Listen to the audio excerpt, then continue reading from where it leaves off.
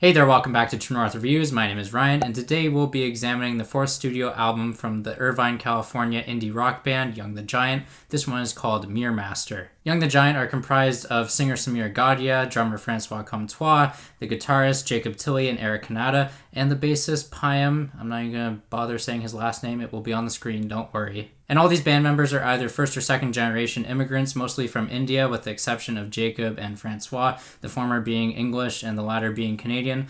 But outside of that, the eclectic influences run much further than just their familial backgrounds. They grew up in America, taking influence from numerous musical artists, books, movies, and places they have traveled while touring. And all of these influences culminated in their beautiful 2016 record that flexed many strengths. It's called Home of the Strange, one of my personal favorite records from 2016 and the entire 2010s decade. A project that was somewhat a conceptual album, taking the listeners through a journey of understanding the title character of Titus, an immigrant to America, and how he could not only tackle new political, cultural, and personal responsibilities, but also manage and sift through the confusion of moving to a new place. Now, the reason why this album is so good in my opinion is because of the extremely relatable sentiments to any person who has had to deal with moving, not only immigrants, but it's with this personal experience that Samir and the rest of the band's families derive this sense of authenticity that ultimately drives the identity and core values of Young the Giant. Furthermore, Home of the Strange as an album aesthetically takes the band to an evolved place sonically while experimenting with noisy synthesizers and a lot of Eastern instrumentation like the sitar. This record also very much feels like a bold statement from the group, putting together their strongest material yet,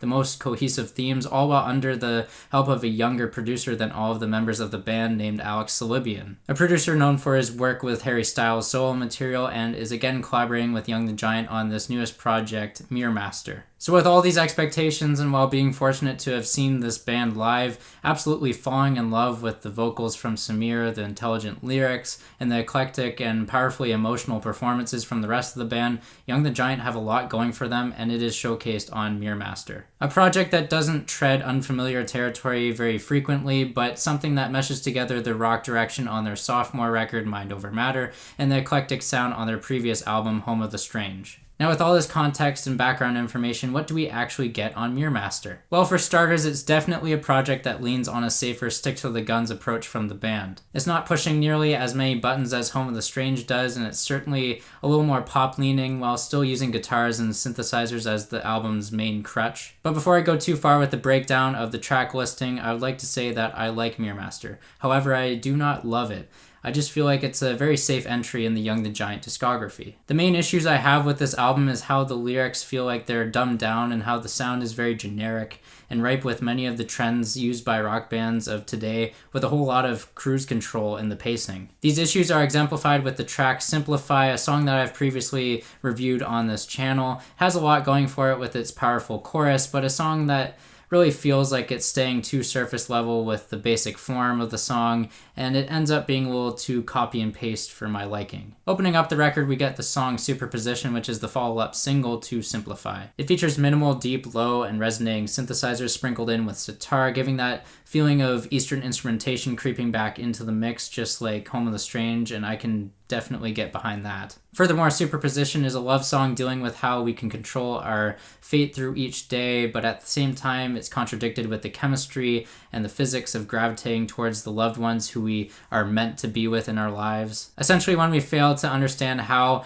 we are with someone or how to proceed with a certain relationship, we leave it up to the magic of thinking of the relationship as both dead and alive. In other words, viewing the relationship in its full potential and how you can travel down a myriad of pathways or take a bunch of different opportunities. Altogether, Superposition is an eclectic track that interests me with the record before heading into Call Me Back, which is a lyrically repetitive, drab, and vapid song that the chorus just seems really underwritten and underwhelming, but it does have an encapsulating sound that is easy to get yourself entangled with and just let the song transport you to a place where you want to be with your former lover. Moving on from there, we got Heat of the Summer, which displays an infectious melody as well as great dynamics that mirror the instruments and vocals. Lyrically, I feel like it's pandering to a mainstream audience, however, especially with that line about "been a while since I've had my shit together." In many ways, the song just feels very angsty when it doesn't really have much of a reason to be upset other than having a doubt to go outside.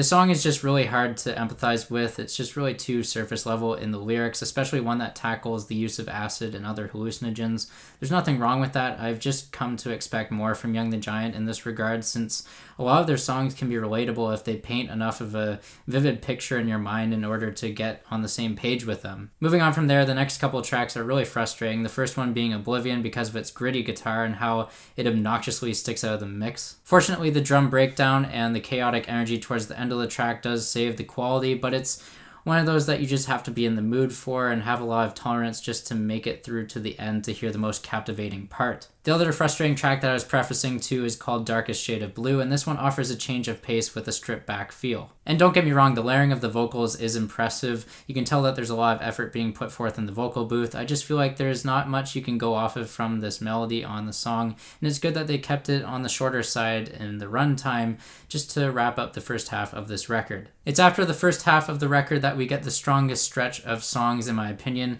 and they come back to back to back. The first song that I'm referring to here is Brother's Keeper, and it's drenched in a telephonic reverb, something unique to switch up the generic flavor of this album. There's also falsettos that are built out with perfect pitch. The track just finds a great groove and sticks with its strengths. Overall, the track is very minimal and is very polished, and it's complemented with the tasteful acoustic guitar strumming in the liberating chorus. Keeping the good streak going, we have Glory, which is a track that demonstrates the great songwriting abilities of Young the Giant. Typically, one band member tends to bring in one element to work on in the recording studio, and then each of the other members build off that one idea, and this song feels like a beautiful meshing of those elements. From the plucking guitar, the 16th notes on the hi-hat from Francois, the memorable bass line and string instrumentation that creeps into the song's final leg, this cut is addictively catchy. Not only this, but Glory also tackles vulnerable topics in the lyrics, easily the most personal on the record, and it capitalizes on its brooding atmosphere because of its tight-knit chemistry from the band. Quickly switching it up from the slow jams, the funky grooves appear on the track Tightrope, which feels like a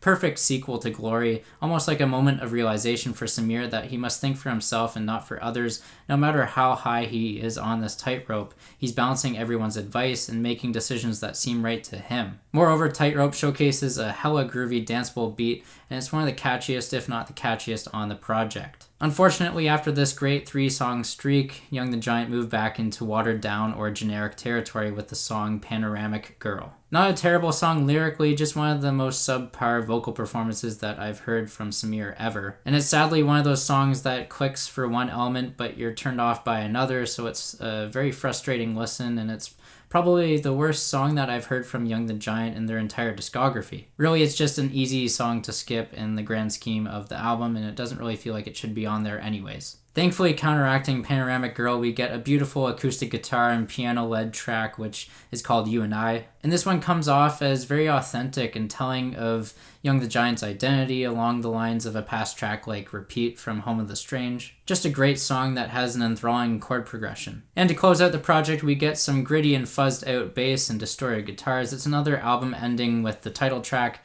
and this time round it feels like Young the Giant allowed some breathing room for more of a melodic exploration. With this, the production in terms of the volume is cranked to 11, everything is strained, it's super powerful, it's just a huge wall of sound, but again, when the production and the melodies reel me in, it's the painfully cliched lyrics that let me down. Don't get me wrong, I like this album. Mirror Master has some highlights. There isn't any song that I'd really call outright hideous other than Panoramic Girl.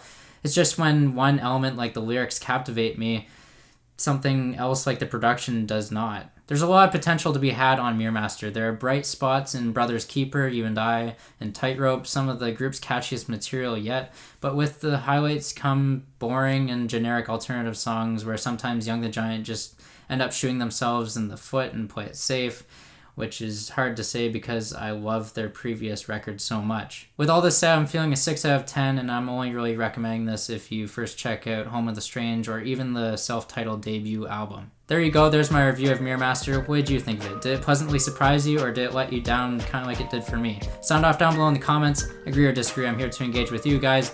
Like, comment, subscribe, and share. My name is Ryan from True North Reviews, and as always, have a rockin' day. Thanks for watching.